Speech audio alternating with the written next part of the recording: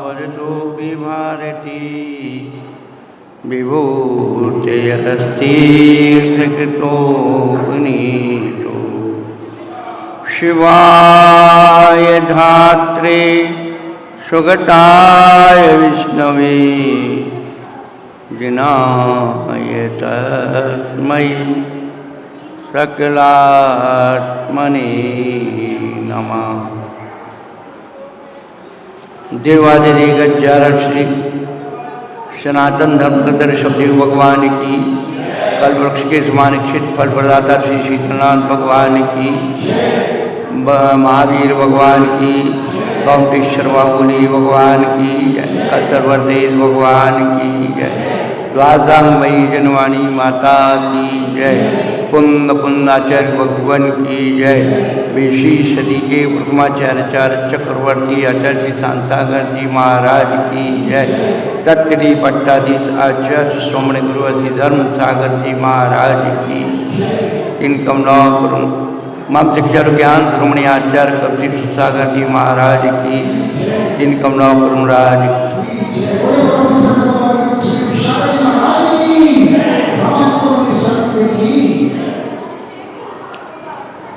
सर्वार्थ सिद्धि तत्वबोध वर्षायोग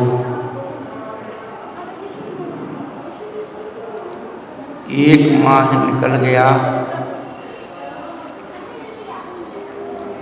कल रक्षाबंधन का त्योहार था।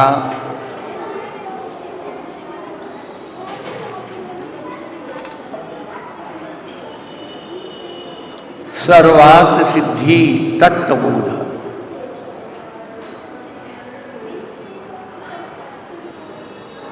हमें अपने जीवन में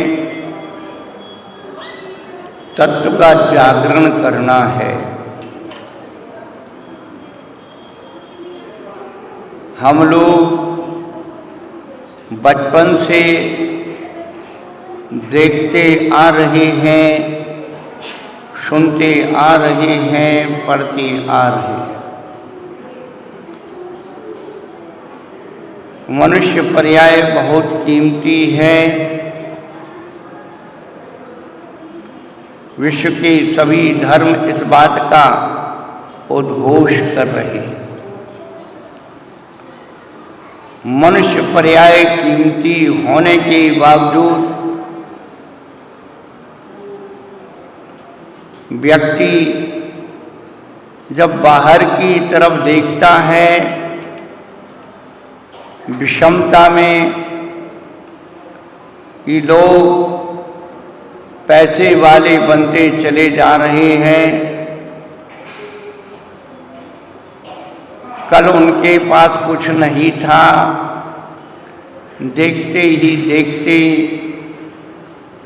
इनके पास मकान, दुकान, गाड़ी, बहुत कुछ हो गया। मेरे पास क्यों नहीं हुआ? मेरे परिवार के लोग धनवान बन गए, मेरे रिश्तेदार धनवान बन गए, मैं आज तक धनवान क्यों नहीं बना?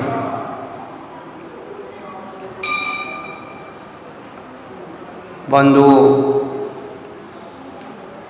रात दिन धनवान बनने की होड़ मन वचन काय में लगी हुई है, क्योंकि हम लोगों को धनवान बनते हुए देख रहे हैं।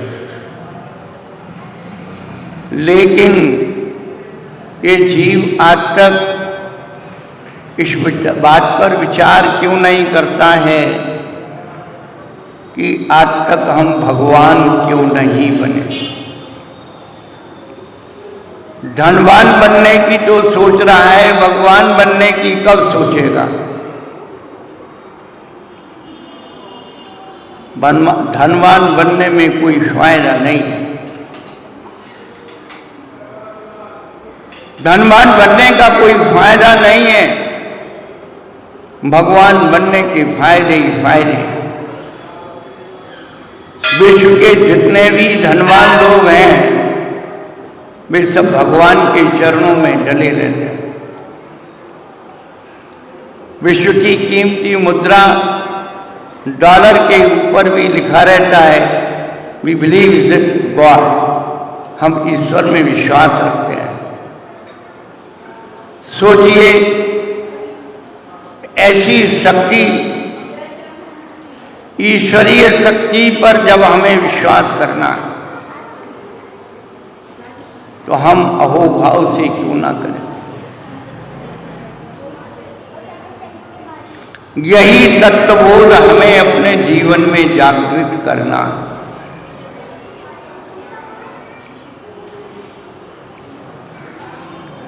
हम लोगों ने बचपन से धर्म की बड़ी बड़ी बातें सुनी हैं और आगे भी सुनते चले जाएंगे। इस ग्रंथ में ये लिखा है, इस गाथा में ये लिखा है, इस पैराग्राफ में इस आचार्य ने ये लिखा है।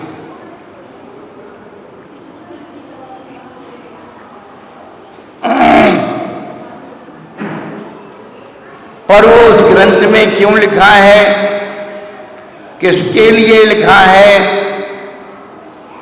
कभी चिंतन किया? हमारे महान आचार्यों ने हमारी चेतना को जागृत करने के लिए ही लिखा है। उनका काम तो चल गया था, उन्होंने अपनी आत्मा का कल्याण दीक्षा लेके कर लिया था, लेकिन भविष्य की चिंता में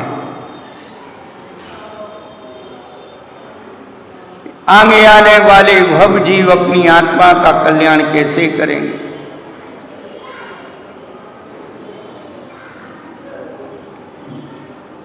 उन्होंने हमारी चिंता में धर्म ग्रंथों को लिखा।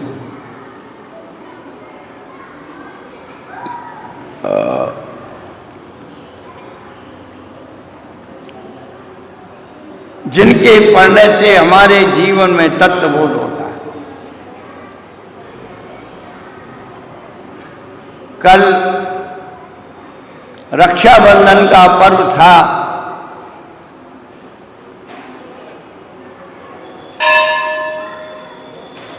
चारों पुरुषार्थों का फल कल के दिन था। धर्म, अर्थ, काम और मोक्ष, सर्वार्थ सिद्धि का मतलब यही है। जिसमें चारों पुरुषार्थों की सिद्धि होती है उसे सर्वार्थ सिद्धि कहते हैं। कल के दिन धर्म पुरुषार्थ की सिद्धि हुई थी। चारक चक्रवर्ती आचार्य संत सागर जी महाराज का 1107 दिन बाद कल के दिन बारामती में पारना हुआ था। उन्होंने धर्म की रक्षा के लिए बंबई के हाई कोर्ट का फैसला भी रद्द करवाया था।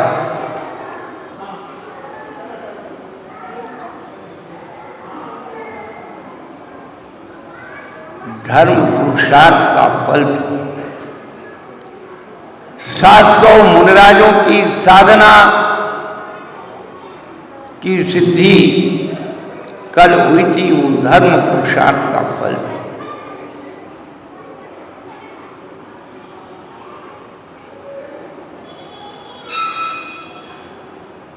अर्थ पुरुषार्थ में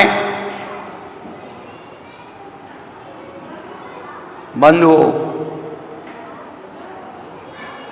बहनों से पूछा गया कि रक्षाबंधन में तुम्हें क्या मिला।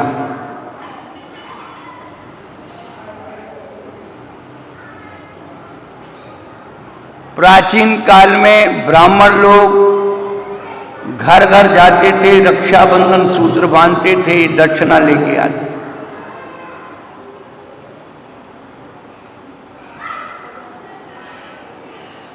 प्राचीन काल में बहुत सारी ऐसी प्रशस्त परंपराएं थी जिससे संस्कार, संस्कृति और समाज का रक्षण होता था। धीरे धीरे उन परंपराओं को मिथ्यात्व मूर्ता, अज्ञान कह के नकार दिया।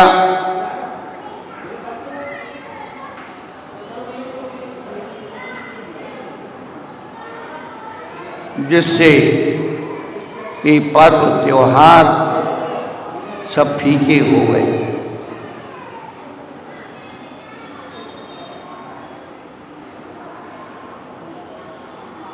पर्व, त्योहार, उत्सव, पर्व जो हमारी आत्मा को पवित्र करते हैं वो पर्व होते हैं। आज से 16 कारण पर्व शायद कल से ही प्रारंभ हो गए।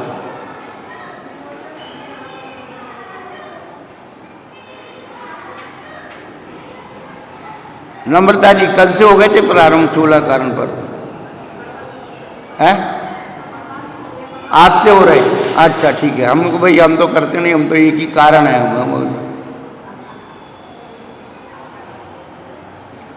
जो आत्मा को पवित्र करते हैं वो पर्व होते हैं। जो प्रमाद छुटाते हैं, उत्साह लाते हैं, वे उत्सव होते हैं।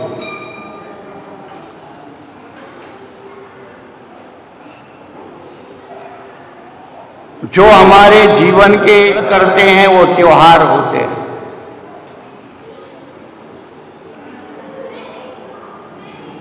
कल से पर्व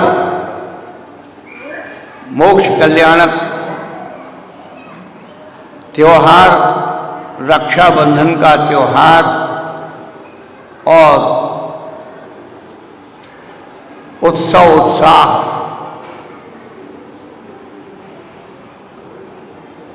लेकिन इस भौतिकता ने पर्व, उत्सव और त्योहारों को फीका कर दिया। बार बार एक ही दृष्टिकोण उत्पन्न हो रहा है, केवल धन का।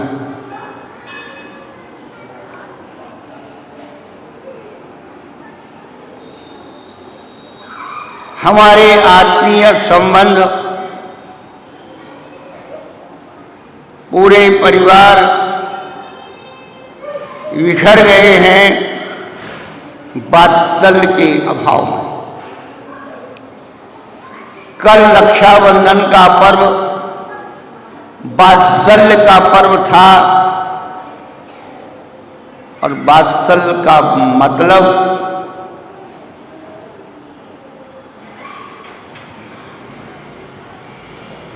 गो वच्छेद सम प्रीति।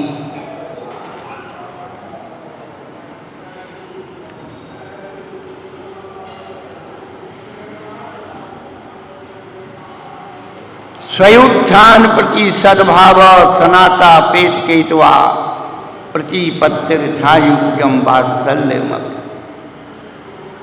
अपने साधर्मियों के प्रति सद्भाव,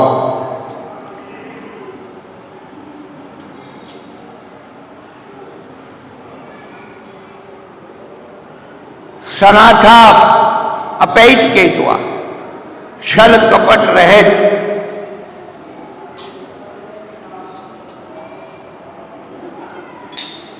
उन्हें सनाथ बना देना।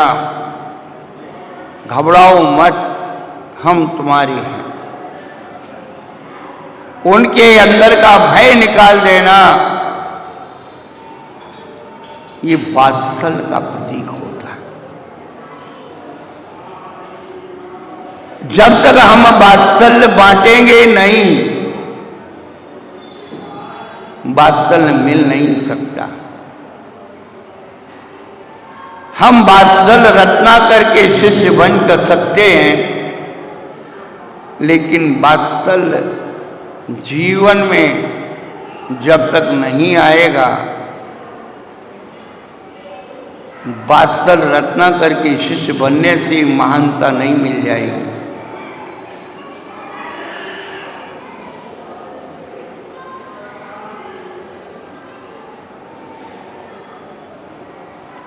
कल वात्सल्य का पर्व था।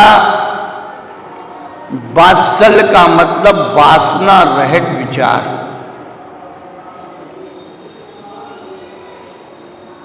आनंदित भाव।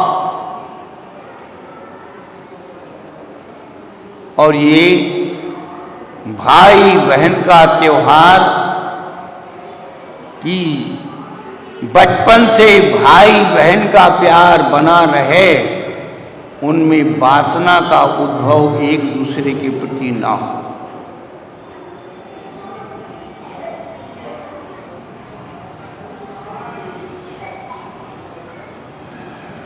द्रौपदी की लाज राखी कौरव दल के सामने। बंधुओं, एक धागा नहीं होता है, वो बंधन आत्मीय बंधन होता है।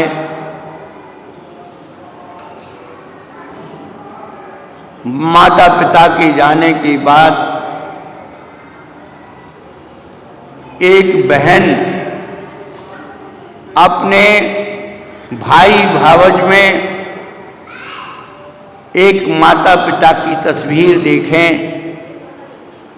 एक भाई भावज अपनी बहन के अंदर अपनी पुत्री की तस्वीर देखें, तब वो वात्सल्य जिंदा रहता है।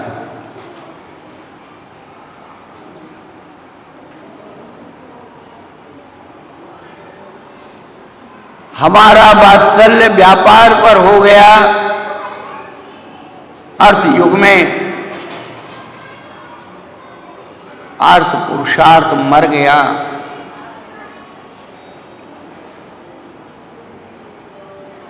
अर्थ पुरुषार्थ पूजनीय होता है। न्याय नीति का जो हिस्सा होता है वो अर्थ पुरुषार्थ होता है। हमारी निगाह तो दूसरों के अर्थ पर लगी हुई है कि दूसरा कमा के हमें खिलाए, स्वयं को कुछ ना करना पड़े, और करते भी है तो छल कपट माया से इकट्ठा करके और प्रदर्शन करना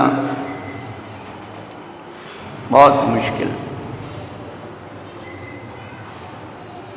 कल अर्थ पुरुषार्थ का पवित्र पावन दिन था। काम पुरुषार्थ कल हमारे रामचंद्र जी भगवान के पुत्र लव कुश का जन्मदिन था। संतान काम पुरुषार्थ का फल होता है। और श्रीयांशनाथ भगवान का निर्वाण दिवस था, मोक्ष कल्याणक था। ये मोक्ष पुरुषार्थ।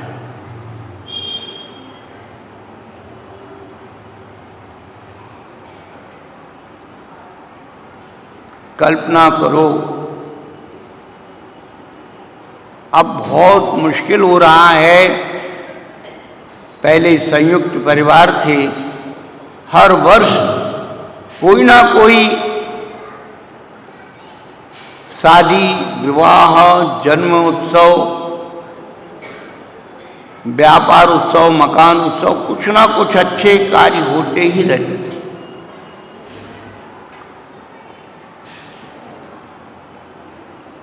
जब से परिवार नियोजन हुआ है,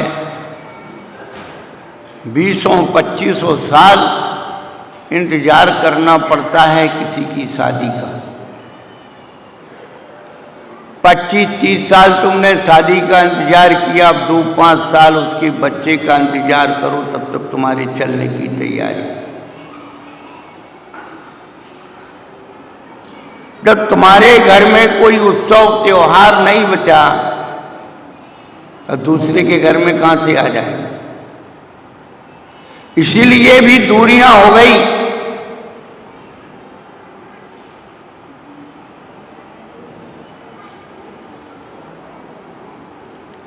प्रेम वात्सल्य कम हो गया, खाना पूर्तियां हो रही हैं। वह भी शायद तुम लोग अपने जीवन में देख लोगे, जो 40-50 के लोग हैं उम्र के, कि जितनी खाना पूर्ति वो भी खत्म होने वाली है। सब ऑनलाइन वीडियो कॉल, सब कुछ हमारा प्रेम, हमारा वात्सल्य सिमट के रह गए। इस अर्थ पुरुषार्थ, अर्थ के अनर्थ ने, पुरुषार्थ नहीं कहेंगे इसको, अर्थ के अनर्थ दंड ने इतने अनर्थ दंड पैदा कर दिए कि मनुष्य का अस्तित्व समाप्ति की ओर है। तीसरी पीढ़ी हम लोगों की जिंदा रहेगी नहीं रहेगी कोई गारंटी नहीं है। इसलिए हम अपनी आत्मा को संबोधन करके अपने लिए कुछ कर लें। बच्चों के लिए कर दिया, नाती पोतों के लिए कर दिया, अब बचा हुआ शेष जीवन अपने लिए कुछ तैयार कर दो, अन्यथा बाद में एक पछतावा के अलावा कुछ नहीं हो।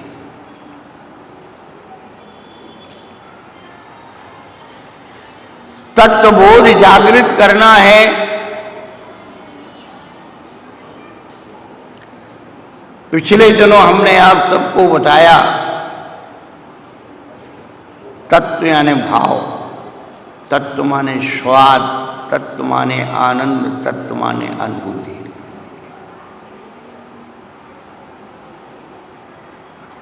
जहां हमारा मन और मस्तिष्क भ्राम हो जाता है, किसी भी वस्तु तत्व के प्रति आकर्षित नहीं होता है। पूज्य पादाचार्य ने यही बात तो कही दी थी, बार बार दोहरा रहे हैं। सम्यक दृष्टिर भवति नीतम ज्ञान वैराग्य शक्ति। सम्यक दृष्टि जीव के जीवन में ज्ञान वैराग्य की शक्ति हुआ करती है। वैराग्य रूपी ज्ञान उसके जीवन की, उसकी आत्मा की रक्षा करने वाला होता है।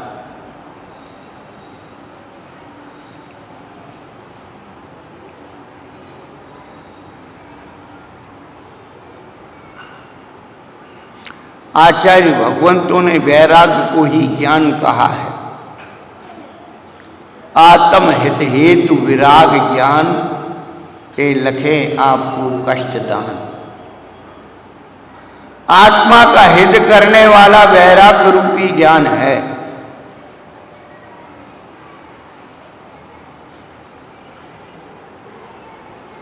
वैराग्य ही तत्वबोध है।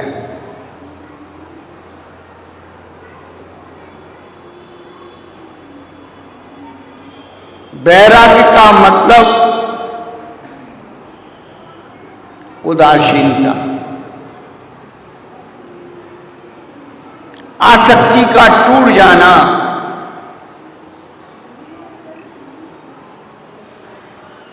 सब कुछ होते हुए भी उसमें रुचि नहीं लेना।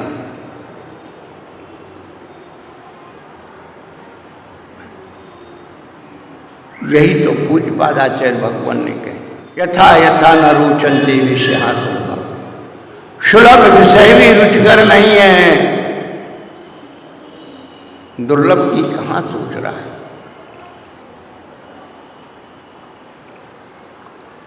आप भी अपने घर में वैराग्य भाव के साथ रह सकते, उदासीन भाव के साथ रह सकते।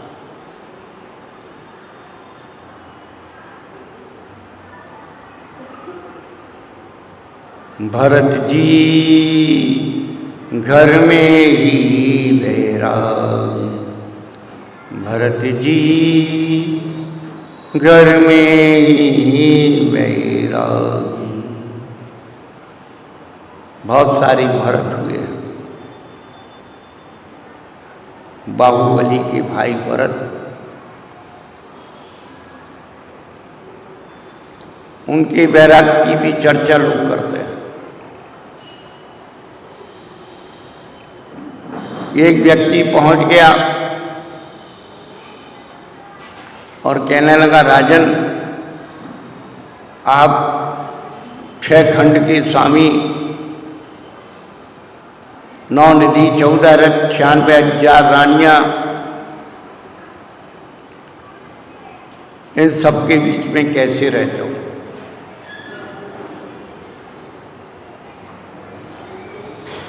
भरत जी ने कहा कि मेरा वैभव तुम्हें देखना है। एक तेल का कटोरा हाथ में पकड़ा दिया और पीछे एक तलवार वाला कर दिया कि जाओ इसको पूरे महल में घुमा के लाओ, सब खजाना दिखा के लाओ, सब कुछ दिखा के लाओ।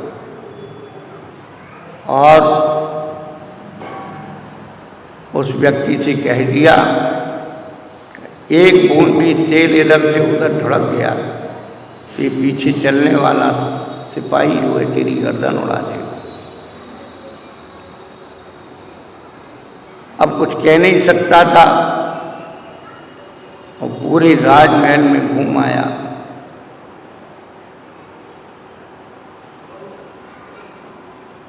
आकर के राजा के भरत जी के सामने कटोरा रख दिया। भरत जी ने पूछा, भाई कैसा लगा महल, कैसी लगी रानियां, कैसा लगा वैभव? अच्छे से देखा। बोले कि महाराज क्या देखा? हमारी दृष्टि तो इस कटोरे पर थी, यदि एक बूंद भी तेल नीचे गिर गया तो गर्दन साफ हो जाएगी।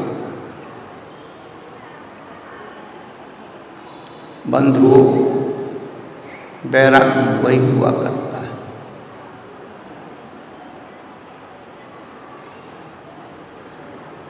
जिसकी दृष्टि अपने आत्मा रूपी कटोरे पर हो।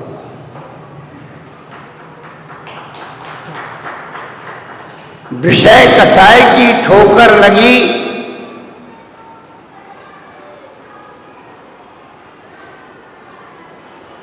वह नीचे गिर करके और समाप्त। भरत जी घर में ही वैरागी, ऐसा कैसा वैराग? राज्य के लिए अपने भाई पर चक्र चला दिया, फिर भी काव्य ग्रंथ अपनी अपनी उद्घोषणा करते हैं। काव्यों में जो कथानायक होता है उसकी कमजोरी को भी महिमा मंडित किया जाता है। ये काव्य का लक्षण।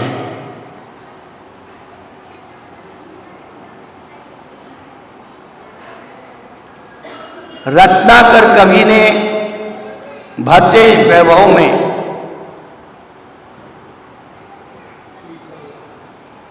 चक्रवर्ती भरत का बहुत ही सुंदर वर्णन किया।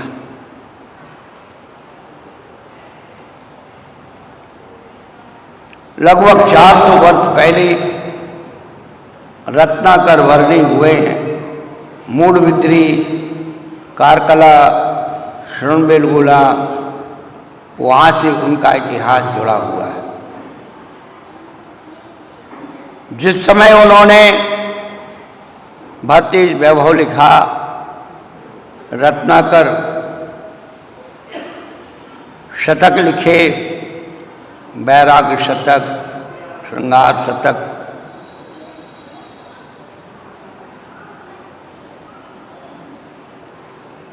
हलचल मच गई थी उस समय साहित्य जगत में।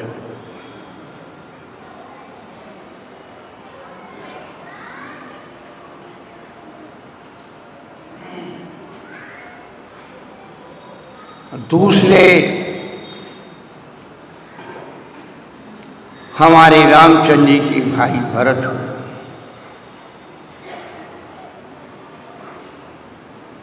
दोनों भरत में क्या अंतर रहा? एक राज्य पाने के लिए लड़ रहा था, अपने आप को चक्रवर्ती के पद की प्रतिष्ठा के लिए लड़ रहा था, और दूसरा भाई भरत जिसे राज दिया गया,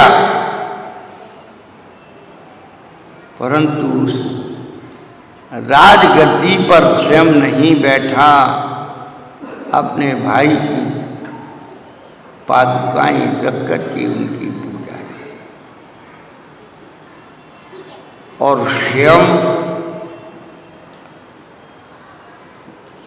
अयोध्या के बाहर कुटी बना करके 14 वर्ष तक रहे। मेरा भाई वनवास में है, उनके जीवन में क्या गुजर रही होगी। एक कुटिया बना करके जंगल में रह करके तो देखो,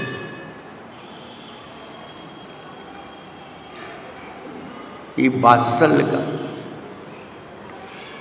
किसी के दुख दर्द को समझने का प्रतीक।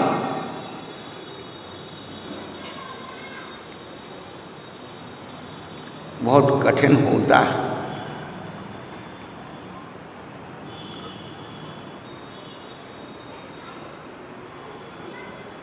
अपने परिणामों को विरक्त करना, उदासीन करना। वर्तमान में हम लोग केवल यही भाव कर सकते हैं।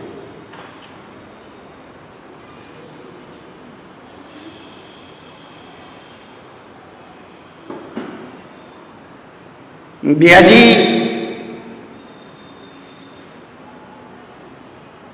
संतान सुयोग्य है तो कोई चिंता करने की बात नहीं। पूत सपूत तो का धन संचय, और पूत कपूत तो का धन संचय। बुजुर्ग लोग कह के गए भैया पुत्र सुपुत्र है तो योग होगा तो अपने आप बना लेगा जाएगा।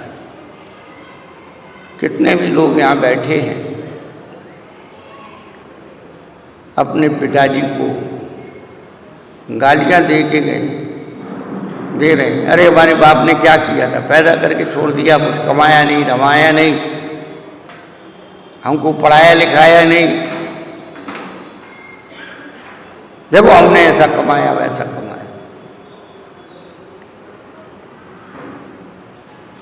जो आज अपने पिताजी की जीवन की समीक्षा कर रहे हो, उनके समय का चित्रण भी आप अपने जीवन में करो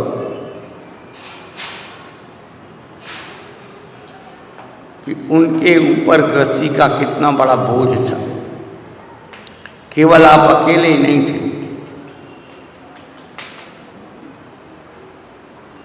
उनका अपना परिवार था, उनके भी अपने माता पिता थे, उनके भी अपने भाई बंधु बहनें थे, उनके भी अपने नाते रिश्तेदार थे। कितने लोगों के जीवन का व्यवहार उन्होंने निभाया, कितने कर्तव्यों की उन्होंने पूर्ति की। कई बार तो ऐसा लोग बताते हैं कि मेरे पिताजी ने तो कुछ किया नहीं था, जैसे ही मैंने होश संभाला मेरे ऊपर जिम्मेवारी हुई, मैंने अपने भाइयों की शादियां की, अपनी बहनों की शादियां,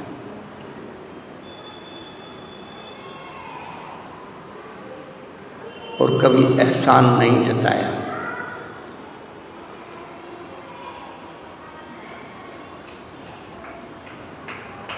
आज उन भाई बहनों में आज भी प्यार है, उनके अंदर वो अनुभव है कि मेरे भाई ने मुझे बचपन से पाला, मुझे पढ़ाया लिखाया।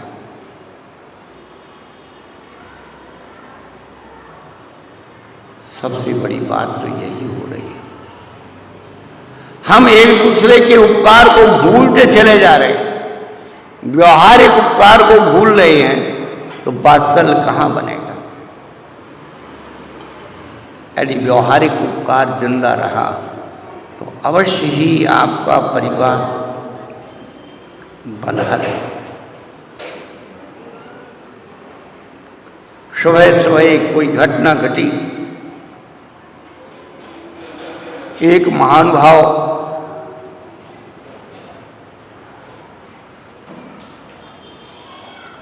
सुबह सुबह अपने मकान के सामने एक गाड़ी को साफ कर रहे थे। पड़ोसी ने देखा, अरे कल तक तो उसके पास कोई गाड़ी थी नहीं, ये नई गाड़ी कहां से आ गई? एक पड़ोसी ने पूछा, भैया ये गाड़ी कब खरीद लाए हो? उसने जवाब दिया, ये गाड़ी मैंने खरीदी नहीं, मेरे छोटे भाई ने मुझे गिफ्ट दी है।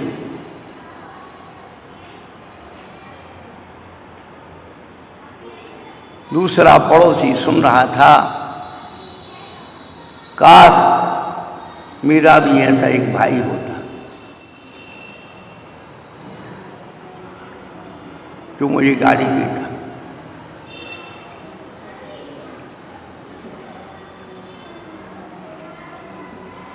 कभी सोचा कि छोटे भाई ने बड़े भाई को गाड़ी क्यों?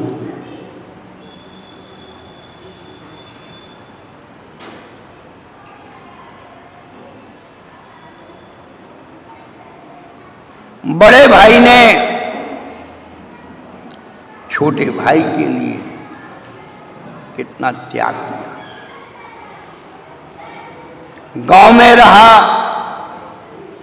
माता पिता को संभाला, खेती बाड़ी संभाली, बहनों को संभाला, खुद फटे कपड़े पहने, अपने छोटे भाई को नए कपड़े पहना,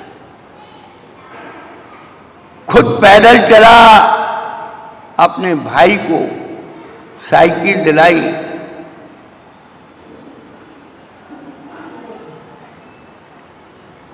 भाई तू पढ़ ले।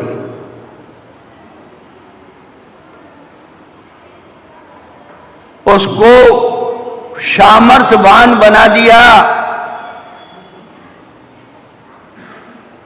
उसका परिवार बन गया।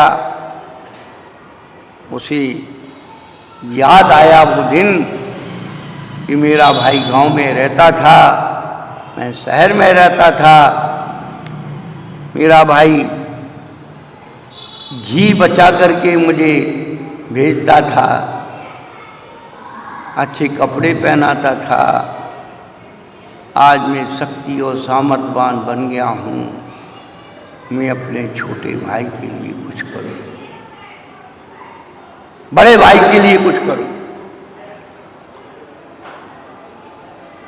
बंधुओं, ये मात्र छोटी छोटी कहानियां नहीं हैं, इन घटनाओं को मैंने अपने जीवन में घटते हुए देखा है।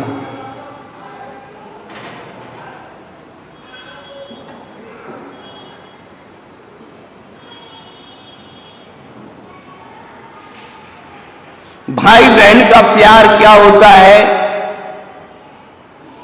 ये जीवन में घटते हुए देखा है। भाई भाई का प्यार क्या होता है, जीवन में घटते हुए देखा है।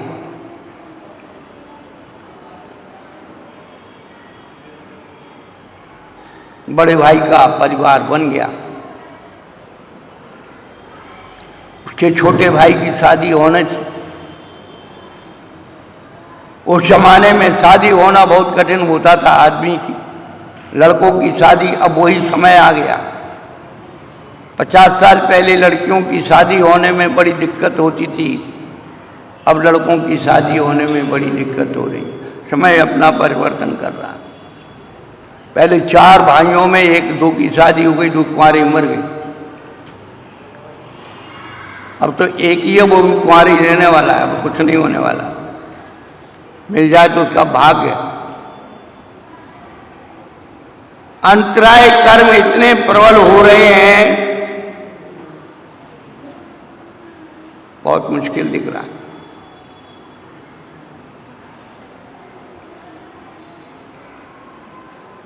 बड़ा भाई थोड़ा अस्वस्थ हो गया, छोटे भाई को रिश्तेदारों ने बरगलाया, चल तेरी शादी करा दी। ठीक है भाई। अरे शादी करने जाएंगे तो बहू को जेवर चाहिए लेना। चलो भाई। बड़े भाई बीमार था तब भी उसे जेवर दे दिए, चल भाई तू अपनी शादी कर ला, तू खुश हो। ले गए उस स्थान पर।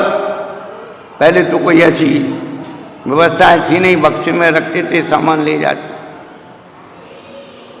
रात्रि में होशियारी से चाबी से खोल करके इसका जेवर गोल कर दिया। वहां पहुंचे तो कुछ था नहीं,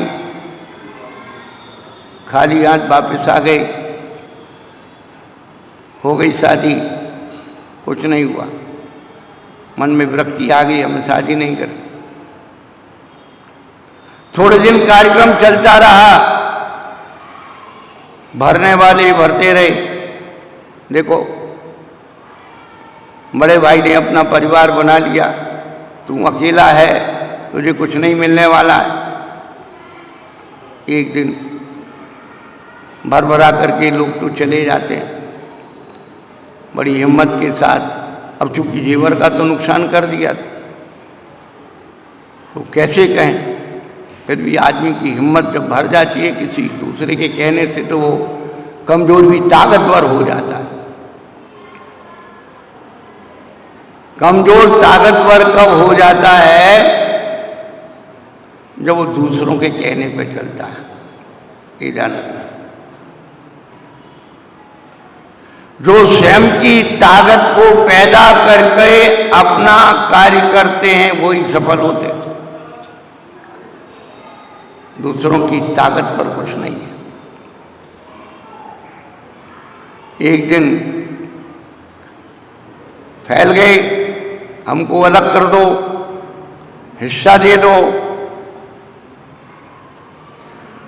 बड़ा भाई कहने लगा, किस बात का हिस्सा दे दें भाई? क्या आधा आधा कर दें?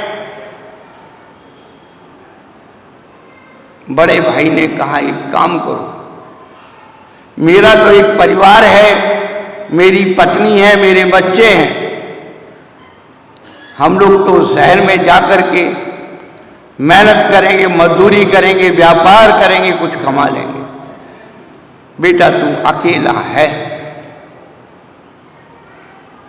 बहुत परेशान हो जाएगा आधा लेके,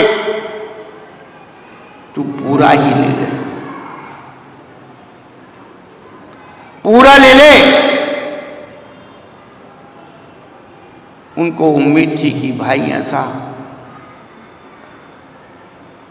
कर देगा, ऐसी उम्मीद नहीं थी। सहज भाव से उन्होंने कहा कि सब ले लो। आंसू आ गए, पैर पकड़ लिए, परिवार की। पर अब वो त्याग सामने वाले का अब दिखता नहीं है। सामने वाला भी कह दे भैया तू पूरा ले ले, तो वही सोचता कोई स्वार्थ है। ये भी ध्यान रखना। आज भी आप यदि किसी को पूरा देने के लिए तैयार हो जाओ तो सोचेगा कि इसने पहले से अपना इंतजाम कहीं ना कहीं कर लिया है, ये पूरा क्यों दे रहा? पूरा लेने में भी संतुष्ट नहीं है बंधुओं। ये कहानी केवल एक घर की नहीं है, बहुत घरों की कहानियां।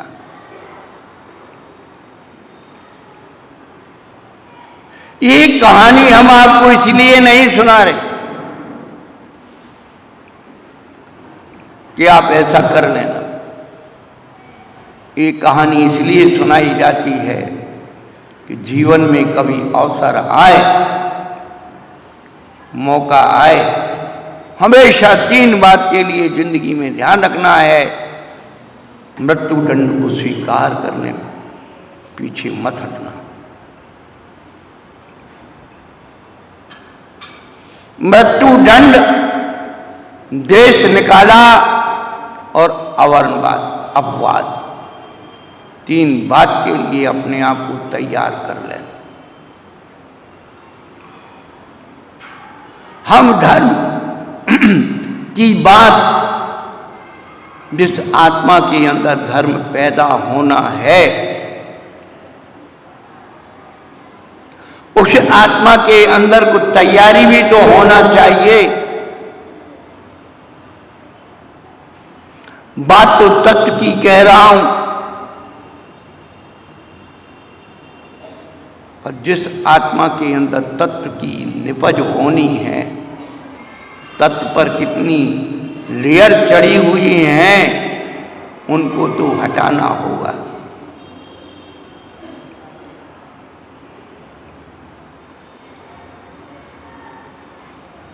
इस आत्म तत्व को हम लोग समझना चाहते हैं, जो हमारा स्वयं का निजी है, जो जन्म जन्मांतर तक हम उसके साथ, वो हमारे साथ है।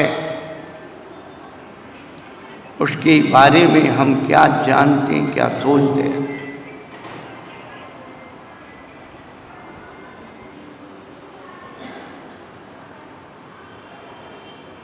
कसायों से लिपटी हुई आत्मा, अहंकार अधिकार से बंधी हुई आत्मा, पहले इन कसायों का विश्लेषण तो हम समझें। बिन जाने ते दोष गुणन को कैसे तजिए कहिए।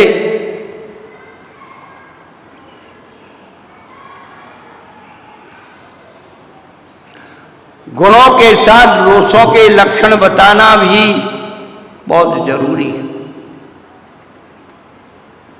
हर व्यक्ति, हर परिवार अब परेशान हो रहा है, दिख रहा है। सभी प्राय करके 95% लोग अपने घर की तबाही के कगार पर बैठे हुए।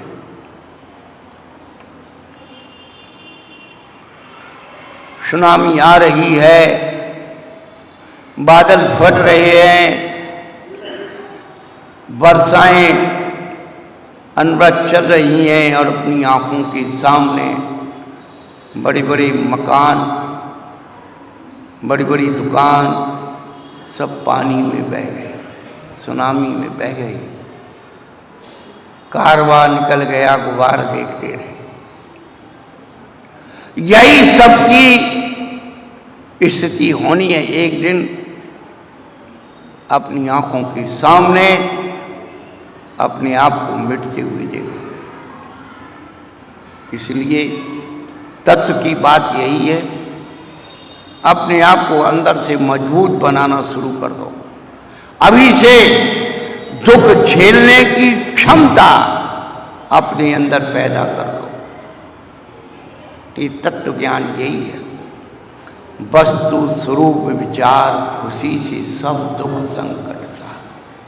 ये प्रवचन सुनने का मतलब यही है और सुनाने का मतलब यही है कि अपने आप को कर्मोदय से निपटने की ताकत पैदा कर।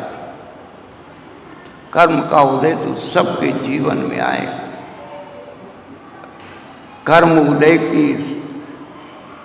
कर्मोदय को सहन करने की ताकत ही तत्व ज्ञान है और तत्व ज्ञान कोई दूसरी बात नहीं है। वही तत्वबोध है, वही तत्व ज्ञान है, वही आत्म जागृति है। एक अवसर मौका हम सबको मिला है अपने आप को समझने का। जब तक आप अपने आप को बाहर से नहीं तोड़ोगे, अपने आप को जोड़े रहोगे बाहर में, आप अपने आप से नहीं जोड़ सकते हो। एक अवसर, एक मौका आप सबको मिला है कल्याण के लिए। चलो,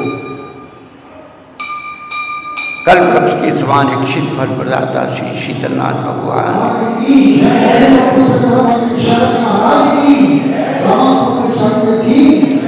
15 अगस्त को विशिष्ट कार्यक्रम, राष्ट्रीय पर्व है और जैन लोगों ने हमारी भारतीय स्वतंत्रता के लिए बहुत कुछ तन भी दिया है, मन भी दिया है, धन भी दिया है, लेकिन हम लोग अपने पूर्वजों के बलिदान को, त्याग को भूलते चले जा रहे हैं।